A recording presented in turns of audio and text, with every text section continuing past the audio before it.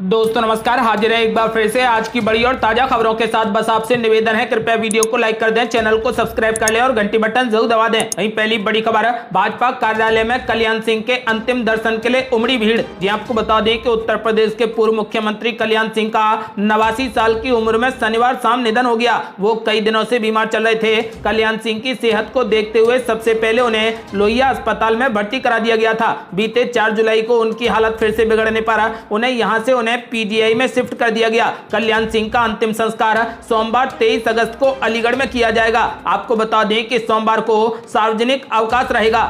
और ये बड़ी खबर, बीजेपी नेता कल्याण सिंह के निधन पर कांग्रेस शासित राजस्थान में 2 दिन का शोक, 23 को अवकाश। यहाँ आपको बता दें कि भारतीय जनता पार्टी के दिग्गज नेता और उत्तर प्रदेश के पूर्व मुख्यमंत्री कल्याण सिंह के निधन पर राजस्थान सरकार ने भी 2 दिन के राजकीय शोक की घोषणा कर दी है। इसके साथ ही सोमवार 23 जुलाई को सार्वजनिक अवकाश की घोषणा भी की गई है। राजस्थान के राज्यपाल रहे कल्याण सिंह के सम्मान में पीएसयू सहित राज्य सरकार के सभी दफ्तर बंद रहेंगे। और ये बड़ी खबर, कल्याण सिंह के निधन पर यूपी में 3 दिन का राजकीय शोक घोषित। सोमवार को बुलंदशहर के नरोरा में होगा अंतिम संस्कार। यहाँ आपको बता दें कि पीएम नरेंद्र मोदी ने लखनऊ पहुंचकर कल्याण सिंह को श्रद्धांजलि अर्पित की। इसके अलावा उन्होंने कहा कि प्रभु श्री राम उन्हें अपने चरणों में स्थान दें। आपको बता दें कि कल्याण सिंह के निधन पर यूपी में 3 दिन का राजकीय शोक घोषित किया गया है। सोमवार को बुलंदशहर के नरोरा पर उनका अंतिम संस्कार होगा। उनकी शव यात्रा उनके पैतृक गाँव अतरौली होते हुए बुलंदशहर नरोरा आएगी। आपको बता दें कि नरोरा पर उनके अंतिम संस्कार की तैयारियां भी शुरू हो गई हैं। पूर्व मुख्यमंत्री 2004 में बुलंदशहर सीट से सांसद रहे थे। 1996 में जनपद की डिवाई सीट से वो विधायक भी चुने गए। नरोरा जहां पर अंतिम संस्कार होना है वो डिवाई विधानसभा क्षेत्र में आता है। और ये बड़ी खबर, तेज प्रताप यादव और तेजस्वी यादव के झगड़े में बीजेपी की हुई एंट्री। अरविंद बोले भाइयों की तकरार में बलि का बकरा बनेंगे जगदानंद सिंह। यहाँ आपको बता दें कि राष्ट्रीय जनता दल यानी आरजेडी के प्रमुख लालू प्रसाद यादव के दोनों बेटे तेज प्रताप यादव और तेजस्वी यादव के बीच में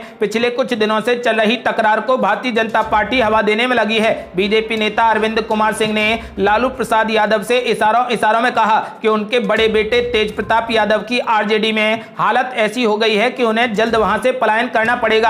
अरविंद कुमार सिंह ने कहा कि तेज प्रताप यादव के मुद्दे पर वो अपना मुंह खोलने और अपने बड़े बेटे के साथ न्याय करें। अरविंद कुमार सिंह ने कहा कि बड़ा पुत्र बेचारा आंखें मूंद करके लोगों से बचते हुए, पार्टी से बचते हुए और समाज से बचते हुए अब वो पलायन की स्थिति में है। लालू प्रसाद जी, अपने बड़े पुत्र के साथ न्याय कीजिए और अपना मुंह खोलिए, अपनी चुप्पी तोड़िए और कुछ जरूर बोलिए। आपको बता दें कि चारा घोटाले को लेकर लालू प्रसाद यादव पर तंज कसते हुए अरविंद कुमार सिंह ने कहा कि लालू को यह बात समझनी चाहिए कि हर जगह पर घोटाला काम नहीं आता।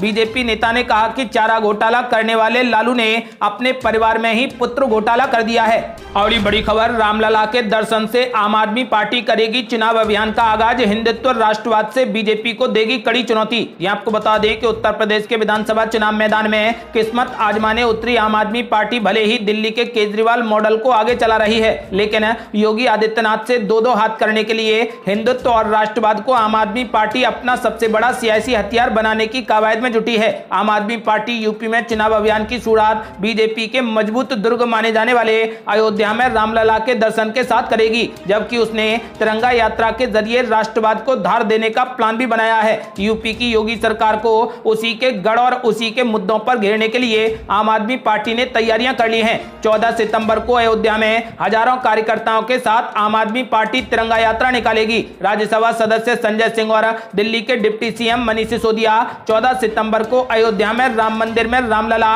और हनुमानगढ़ी में दर्शन पूजा अर्चना के बाद तिरंगा यात्रा में शामिल होंगे। और ये बड़ी खबर, किसानों ने किया तगड़ा आंदोलन, रेलवे ट्रैक और हाईवे कर दिए जाम, कई ट्रेनें हो गई रद्द। ये आपको बता दें कि पंजाब में गन्ना किसानों का आंदोलन लगातार जारी है। राज्य सरकार से गन्ने के समर्थन मूल्य की मांग को लेकर किसान विरोध प्रदर्शन कर रहे हैं। रेलवे ट्रैक पर डटे किसान राज्य सरकार से गन्ने की बकाया राशि का भुगतान करने की मांग कर रहे हैं। आंदोलनकारी किसानों ने पंजाब बंद का भी ऐलान कर दिया है। आपको बता दें कि किसानों के अनिश्चितकालीन धरने प्रदर्शन की वजह से नेशनल हाईवे से लेकर रेलवे ट्रैक पर तगड़ा जाम है। प्रदर्शनकारी किसानों का कहना है कि अगर सरकार की ओर से शाम तक बातचीत का प्रस्ताव नहीं मिलेगा तो पंजाब में बंद बुलाया जाएगा। आपको बता दें कि रेलवे ट्रैक पर किसानों के धरने की वजह से दिल्ली, अमृतसर और चंडीगढ़ से चलने वाली कई ट्रेनों के परिचालन को पूरे तरीके से रद्द कर कर दिया गया है। इसकी वजह से लोगों को काफी परेशानियों से गुजरना पड़ रहा है। वहीं नेशनल हाईवे पर भी ट्रैफिक डाइवर्ट किया जा रहा है। और ये बड़ी खबर, महबूबा मुफ्ती ने बीजेपी पर बोला जोरदार हमला। बोली आजादी के वक्त बीजेपी होती तो कश्मीर भारत में नहीं होता। ये आपको बता दें कि जम्मू कश्मीर की पूर्व मुख्यमंत्री महबूबा मुफ्ती ने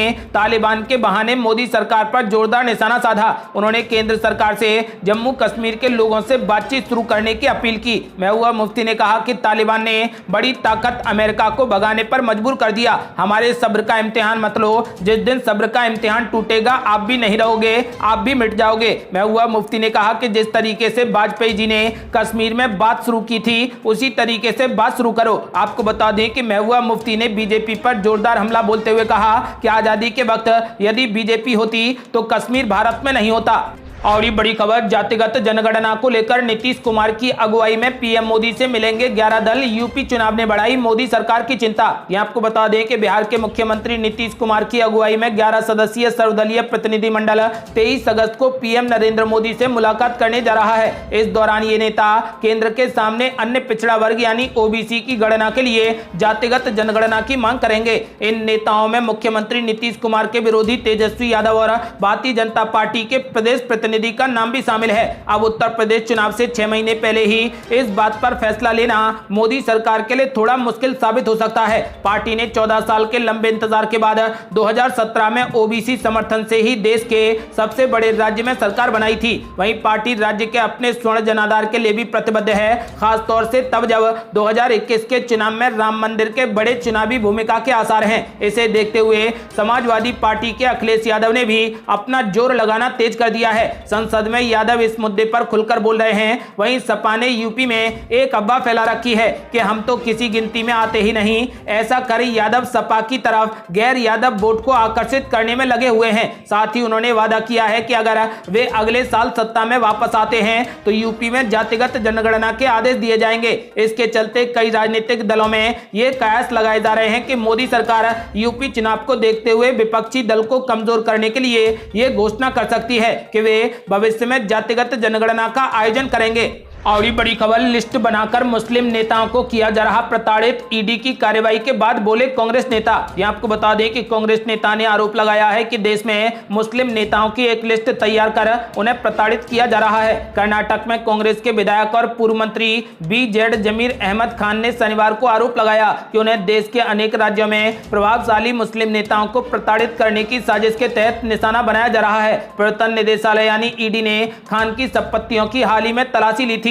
खान ने यह भी दावा किया है कि ऐसे प्रभावशाली मुस्लिम नेताओं की एक सूची तैयार की गई है। उन्होंने कहा कि मेरे लोग मेरी पूंजी हैं, जब तक मैं राजनीति में हूं मैं ऐसा कुछ नहीं करूंगा जिससे मेरे लोगों को शर्म से अपने सिर झुकाने पड़े। आपको बता दें कि फिलहाल कांग्रेस ने आरोप लगाया है कि मुस्लिम नेताओं की एक लिस्ट बनाकर उन्हें प्रताड़ित किया जा रहा है। और ये बड़ी खबर, उत्तर प्रदेश में हो सकता है जेडीयू का भाजपा के साथ गठबंधन, सीटों को लेकर अंतिम दौर में बातचीत। ये आपको बता दें कि उत्तर प्रदेश के विधानसभा चुनाव के लिए अपने क्षेत्रीय सहयोगियों के साथ गठबंधन मजबूत कर रही भारतीय जनता पार्टी अब जनता दल यूनाइटेड के साथ भी सीमित तालमेल कर सकती है। आपको बता दें कि इस बारे में दोनों दलों के वरिष्ठ नेताओं के बीच में बातचीत भी हुई है। बिहार से सटे उत्तर प्रदेश से सीमावर्ती लगभग 2 दर्जन विधानसभा क्षेत्रों में जदयू का प्रभाव माना जाता है। भाजपा और जदयू के बीच में गठबंधन बिहार तक सीमित है। उत्तर प्रदेश में पूर्व में भाजपा और जदयू के बीच में गठबंधन रहा है, लेकिन बीते कुछ सालों से दोनों दलों के बीच में कोई चुनावी तालमेल नहीं रहा। भाजपा नेता इसकी वजह उत्तर प्रदेश में जदयू का जनाधार ना होना मानते हैं, लेकिन सामाजिक समीकरणों को देखते हुए इस बार दोनों दलों के नेताओं के बीच में बातचीत हो रही है।